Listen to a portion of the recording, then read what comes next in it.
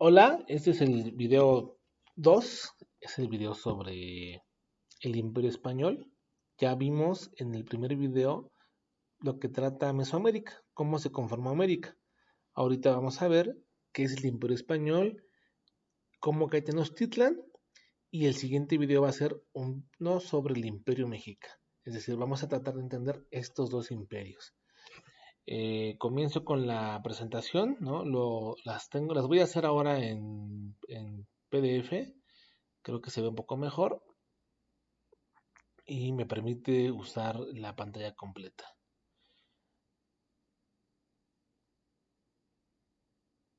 Ahí está. Bueno, Imperio Español y la caída de Tenochtitlan. Aquí están los aprendizajes esperados. Un poco de contexto. 330, en el 33.000 a.C., el hombre cruza el estrecho de Bering y empieza a poblar América. En 1492 después de Cristo, Cristóbal Colón inicia los viajes hacia acá, cruza el Atlántico con la idea de llegar a Asia. Y en 1519 Hernán Cortés sale de La Habana, sale de Cuba. Acuérdense que ya les expliqué en el video anterior cómo se estudia Mesoamérica. Temporalmente por las etapas, ¿no? Por los horizontes culturales, el preclásico, el clásico y el posclásico. Vamos a enfocarnos a la conquista. Y sobre la espacial, acuérdense que vimos Mesoamérica, Aridoamérica y Oasis América. Y Mesoamérica se divide en subregiones. La conquista, lo que más se conoce, la más sólida, la más importante, ¿no? Puede ser la conquista de Tenochtitlan, ¿no? Que era el imperio más importante de la época a la llegada de Hernán Cortés. En el posclásico, estábamos en el posclásico. La tira de la peregrinación es un texto, es un códice que el objetivo es que los mexicas muestren que viajaron desde Aztlán o que viajaron desde algún lugar, que son chichimecas, que vienen del norte, ¿no? Y acuérdense que el posclásico, este periodo que va del 900 al 1500 después de Cristo hasta la conquista de Tenochtitlán, está marcado por la migración de pueblos que vienen del norte, ¿no? Y se van a asentar sobre todo en el centro de México. En algunos casos, como el mexica, van a alcanzar el poder por su capacidad militar. ¿Qué es lo típicamente mesoamericano? Esto no lo vimos aquella vez, ¿no? En la clase anterior. El calendario de 18 meses, 20 días, la fiesta al final de ciertos ciclos, sobre todo los ciclos agrícolas, días de buen y de mal agüero, uso de coa y chinampas, cultivo de chía y uso para bebida y para aceite, el de aguamiel para el del maguey para hacer aguamiel, el pulque, el cacao, molienda de maíz cocido con ceniza y cal. Son cuestiones que hay que conocer, ¿no? Pero ¿cuándo es la conquista? La revista Arqueología Mexicana, una de las principales revistas en temas de la conquista y de temas indígenas, de temas prehispánicos, va a decir que la conquista inició en 1517, ¿no? Fíjense, a 1521 y se va a extender hasta 1697, ¿no? Es importante ese dato. Es decir, los pueblos indígenas de este lugar de Mesoamérica fueron cayendo poco a poco, ¿no? ¿Qué pasaba en España? ¿Qué pasó en España? ¿No? Lo anterior fue un apartado resumen de lo que pasó en Mesoamérica. Vamos a ver el video, vean el video anterior, recuerden, ¿no? El de Mesoamérica global, ¿no? Y vean el siguiente video de este, que es lo que es el Imperio Mexica. Pero ¿qué pasaba en España? Esta bandera, cuando existió, esta bandera existió hasta después. España, ¿no? Es la parte más hacia el oeste de Europa, fue dominada por los árabes. Todo esto verde, cuando los árabes hagan de cuenta que fueron por el norte de África y llegaron hasta España. Todo lo verde era el poderío árabe. Conforme fueron eh, conquistando o conforme fueron pasando los años, los árabes fueron siendo expulsados y el territorio que los árabes tenían de España, cada determinado momento se iba haciendo más pequeño, ¿no?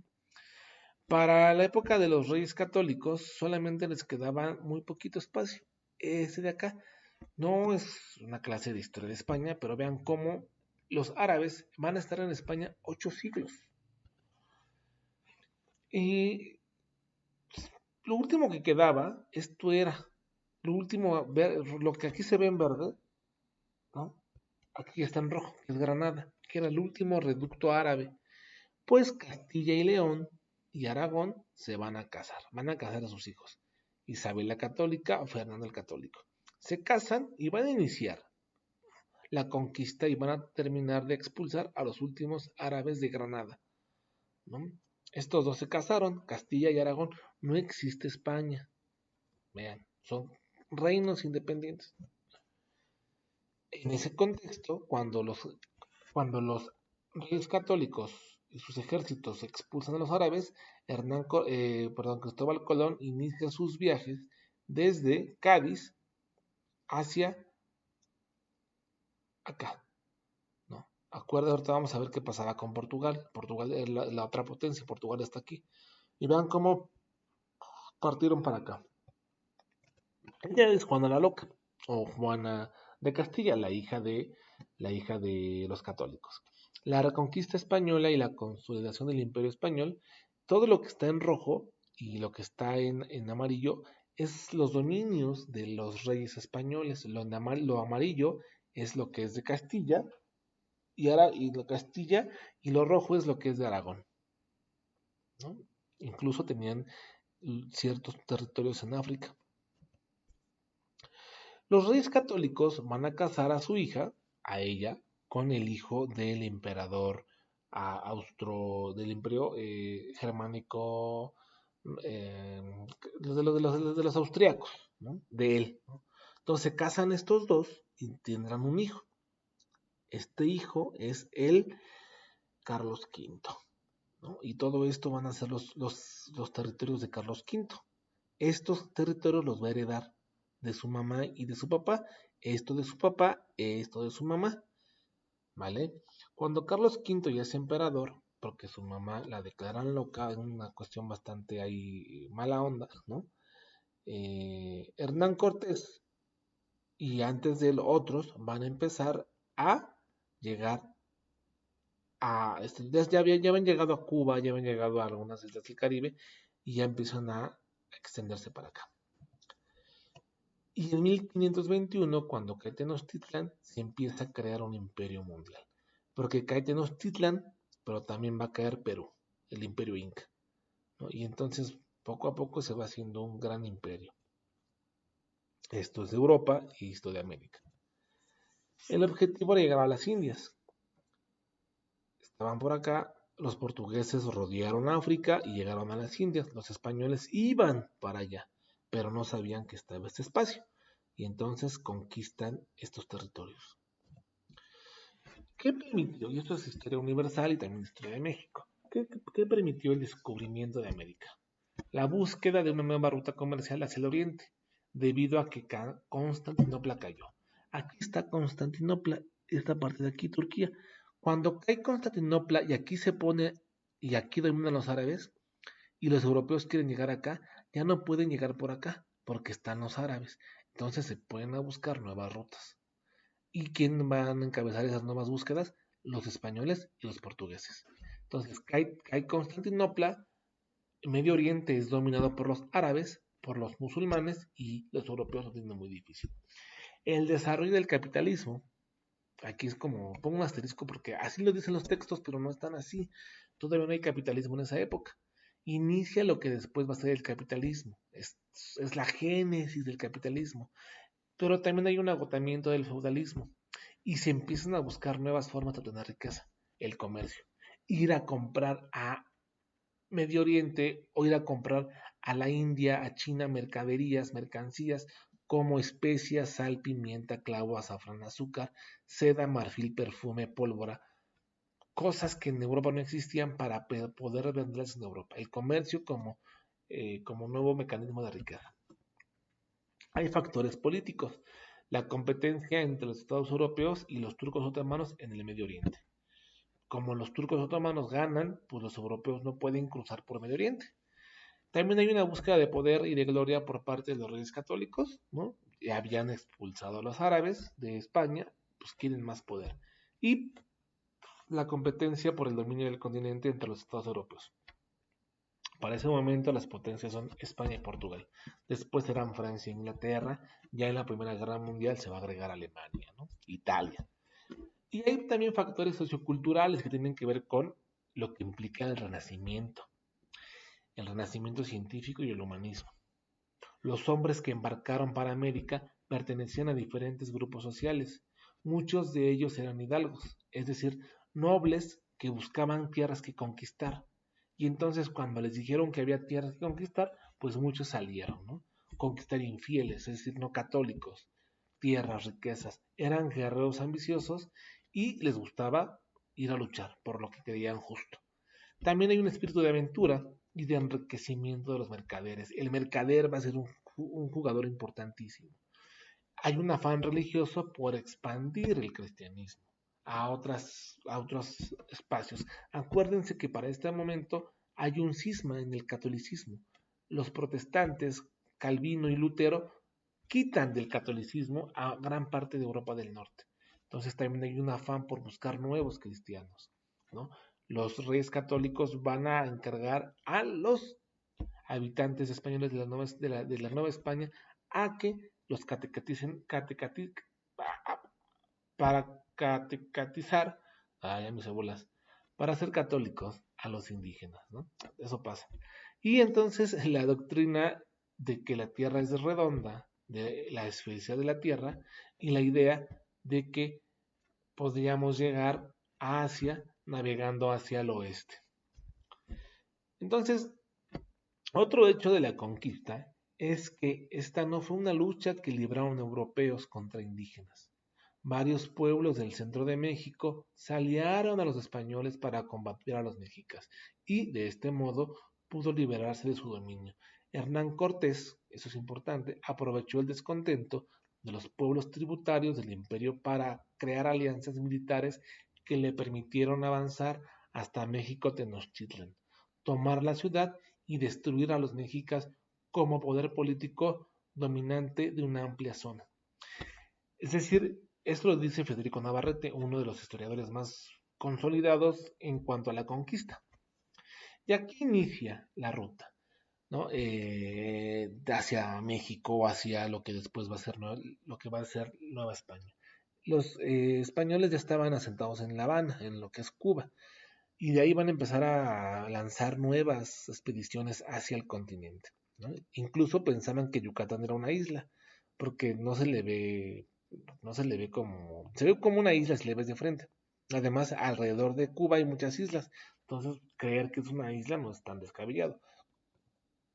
Entonces, en 1517, Fernández de Córdoba va a llegar al actual Campeche, ¿no? Ahí los mayas los derrotan, ¿no? Y se van, Fernández de Córdoba se va, regresa. Luego en el 18 va a llegar Juan de Grijalva, él va a llegar un poquito más, va a llegar al río Pánuco, ¿no? Y también regresa, ¿no? Retornaron a Cuba. En 1519 Cortés inicia su expedición. Cortés se dice que vende todo lo que tiene en Cuba y las sale de allá. Diego de Velázquez le da chance, ¿no?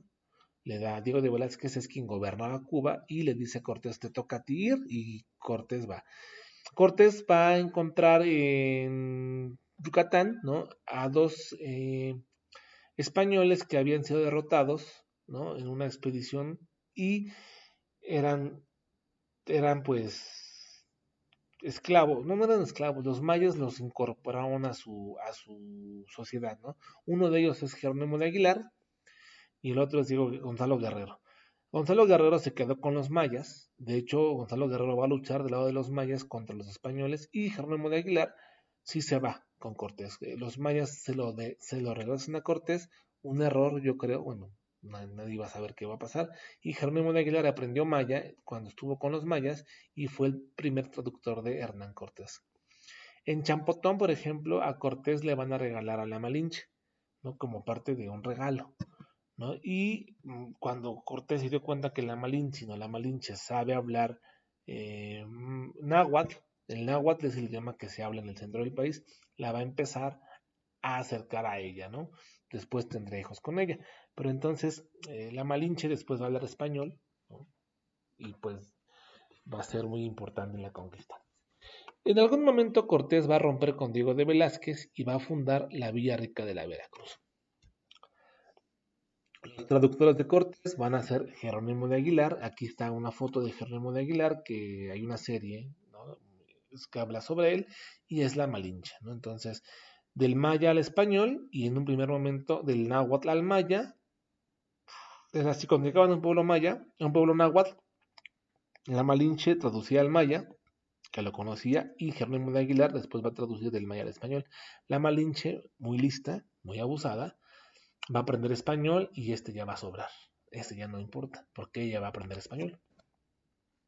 La Malinche es incomprendida y es una pieza clave en la conquista. El código Tlaxcala, que es un código que los tlaxcaltecas hacen para demostrar que fueron muy importantes en la conquista de otros pueblos, siempre va a aparecer la Malinche al lado de Cortés. Aquí está Cortés y aquí está la Malinche. En Cholula, cuando cae Cholula, aquí está Cortés y aquí está la Malinche. Siempre va a estar Malinche al lado de Cortés en el código Tlaxcala. Mesoamérica no es una unidad política, no hay unidad, ¿por qué? Porque no tendría que serlo. Cortés se da cuenta que el territorio al que llega no es una unidad política. Hay un imperio que domina y sojuzga a los otros pueblos, el imperio mexica. Los conquistadores recibieron la visita de los totonacos y la invitación a Zempoala, además de solicitarse su ayuda para liberarles del dominio mexica, convirtiéndose en aliados de los españoles. Hay que se plantea que los de Zempoala, los totonacos, les van a decir, van a convencer a Cortés de ir con Tlaxcala. Los tlaxcaltecas eran oprimidos de los mexicas, tenían muchas guerras con los mexicas. Y los tlaxcaltecas, después de batallas, después de convencerse, se van a unir a Cortés contra los mexicas. Y aquí va a estar entonces la ruta de Cortés. Funda la Villa Rica de la Veracruz, conoce aquí a los totonacos, ¿no? Al cacique Gordo de Zempoala, ¿no? Y estos le van a decir, bien, con estos, los tlaxcaltecas se van a unir a Cortés, ¿no? Y se van a lanzar contra Tenochtitlan. Estos eran el imperio. En su camino, Cortés cometió pues muchas matanzas, le ganó a los tlaxcaltecas, es decir, Cortés fue teniendo suerte y también era un gran estratega militar, ¿no? Uno de los hechos más sangrientos es la matanza de Cholula, ¿no? Cortés y los tlaxcaltecas, ¿no? O sea, todos ellos van a hacer una matanza, 3,000 muertos se plantea, y después Cholula va a ser incendiada. En el camino de Cholula al Valle de México llegaron a Yotzingo, siguieron entre los volcanes y pudieron ver el lago de Texcoco y la ciudad de Tenochtitlan. Aquí está la imagen, ¿no? De qué es lo que pudo haber visto Cortés en aquellos años. Entraron los conquistadores a Tenochtitlan el 8 de noviembre de 1519, ¿no? Seguida del encuentro de Moctezuma y Cortés, Moctezuma pensaba que los españoles eran enviados de Quetzalcóatl. Eso tal vez lo podemos discutir. Lo cierto es que Moctezuma les da obsequios ya para que se vayan, no los quiere ahí, ¿no? Y también podemos interpretar eso. Y en los siguientes días los españoles andaban dándose el rol por Tenochtitlan. Aquí hay una imagen o una representación del encuentro entre Cortés y Moctezuma. En algún momento Moctezuma cae como rehén, ¿no? Cae como rehén porque cerca de Veracruz se llevó a cabo una batalla entre mexicas y totonacos, que eran los aliados de los españoles, y en este enfrentamiento mueren algunos soldados españoles. Una vez entrado Cortés, exigió que quienes mataron a sus españoles fueran castigados, ¿no? En ese contexto, estas personas, estos indígenas, se dieron cuenta que Moctezuma recibía órdenes de Cortés y fueron sentenciados a morir en la hoguera. Cortés decidió tomar como reina Moctezuma, y aquí pues si se fue obligado no se sabe, ¿no? El chiste es que Moctezuma se va a declarar vasallo de Carlos V, un señor que nunca vio y que estaba súper lejísimo, o sea, a semanas caminando a Veracruz y 7, 8 meses en barco, ¿no? Es decir, no, nunca lo vio y eso es como complicado de reconocer, ¿no? Entonces, en ese contexto, bueno, Moctezuma queda como rey, pero nuestro amigo Diego de Velázquez, que está en Cuba, manda a Pánfilo de Narváez para que detenga a Cortés. Cortés no estaba autorizado para fundar otra colonia o un virreinato. Cortés desobedeció a Diego de Velázquez. Cortés en ese momento parte para Veracruz, le avisan que llegó Pánfilo de Narváez, que Velázquez fue por él, ¿no? Lo fue, y Cortés sale para buscar a Pánfilo de Narváez. En esta salida, Cortés se produce lo que se va a llamar la matanza del Templo Mayor, y la guarnición de Tenochtitlan, los españoles están adentro, son una minoría, pero están adentro, quedó al mando de Pedro de Alvarado, quien ante una concentración de guerreros en el Templo Mayor llevó a cabo una matanza de nativos, de nobles, de caciques y jefes del ejército. Es decir, lo que se cuenta, lo que se narra en unas crónicas, es que los tenochcas están en el centro de su ciudad, están haciendo como un tipo ritual, como un festejo, eso pone nervioso a los españoles y los españoles van a atacar a los mexicas. Esto va a enfadar mucho a los mexicas y inician la matanza del Templo Mayor, ¿no? Ahí, pues es evidente que Moctezuma quiere calmar las aguas, ¿no? Su pueblo se rebela, ¿no? Y Cuitláhuac va a encabezar, ¿no? Y Cuitláhuac se pone al frente, después le va a unir Cuauhtémoc, y Cortés no logra que Moctezuma los apacigüe, los mexicas están muy molestos, están muy inconformes, y se va a comentar que Moctezuma fue asesinado por su propio pueblo, ¿no? Moctezuma va a ser asesinado. Esto va a dar pie a la noche triste. Los españoles, después de que matan a estos mexicas, ¿no? A estos guerreros, pues los españoles fueron sitiados, eran minoría, estaban rodeados por la multitud indígena y pronto les cayó el agua, les fue acabando los víveres y la única salida era la retirada, ¿no? Lo hicieron una noche del 30 de junio de 1520 y fue conocida como la Noche Triste. Los españoles se dirigieron a una de las calzadas que conducían hacia Tenochtitlan cuando fueron descubiertos y miles de guerreros mexicas les atacaron. En la retirada cayó la mayoría de los españoles, ya que al llevar muchas piezas de oro, algunos mueren ahogados. Además pierden pues, caballos, pierden armas, artillería y son derrotados por los mexicas. El 7 de julio, cerca de Otumba, en el Estado de México, actual Estado de México, los pocos españoles que quedan enfrentan a los guerreros mexicas que los persiguen y ahí los mexicas pierden. Si ahí hubiesen derrotado a los españoles, tal vez la historia universal hubiera sido otra, pero el hubiera no existe. La batalla de Otumba es muy importante porque eso le permitió a Cortés no perder todo.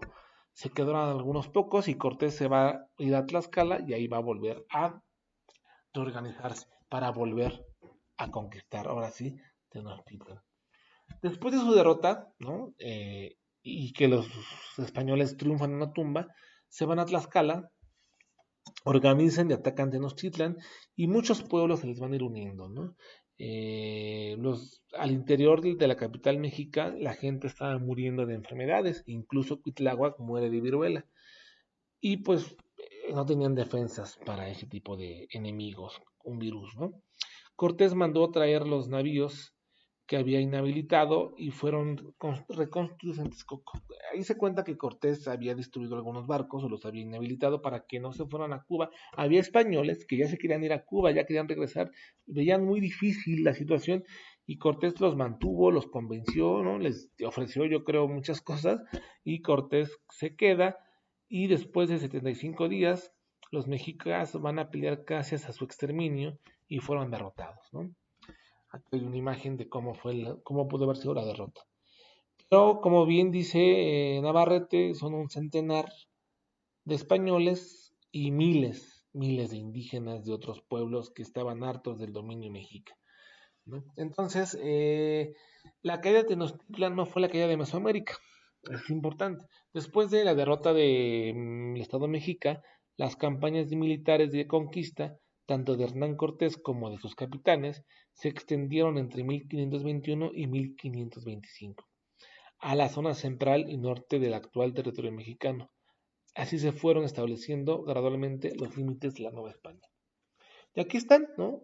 Cae Tenochtitlan en 1529, Nuño de Guzmán se va para el norte, unos se van para la Avenida de Baja California, otro de acá que sale de Cuba, vean, se va a Cabeza de Vaca, va por todo lo que es la actual Florida, la Luisiana y va a llegar hasta acá, ¿no?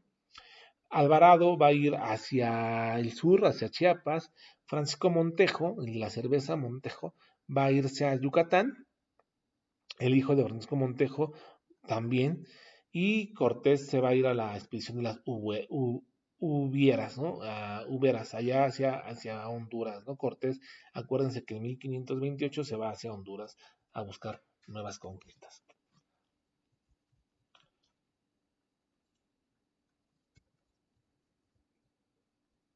Entonces, ahí acaba la conquista, ¿no? Bueno, más bien esta presentación. Entonces, ya vimos en el primer video Mesoamérica. Ahora estamos viendo la conquista y el imperio español. Después, el siguiente video va a ser eh, el imperio mexica y la conquista. Ya el cuarto video va a ser cómo se va conformando la colonia, el virreinato de la Nueva España. Un primer video sobre qué fuimos, virreinato o colonia, y después dos conceptos muy importantes para el examen: la conquista espiritual y la importancia de las minas. ¿Por qué se van a buscar nuevos lugares? Porque lo que buscan son minas. En el centro de Tenochtitlan no hay oro, no hay oro. Y estos españoles buscan oro, buscan riquezas, ¿no? Aquí no hay oro. Entonces van hacia el norte y van a buscar minas de oro. Entonces, el siguiente video son esos. ¿Qué es la colonia? ¿Qué fue la conquista espiritual? ¿Qué es la encomienda? ¿Cómo se organiza el nuevo territorio? ¿Va? Pues gracias por poner atención y nos vemos en el siguiente video. Hasta pronto. Bye bye.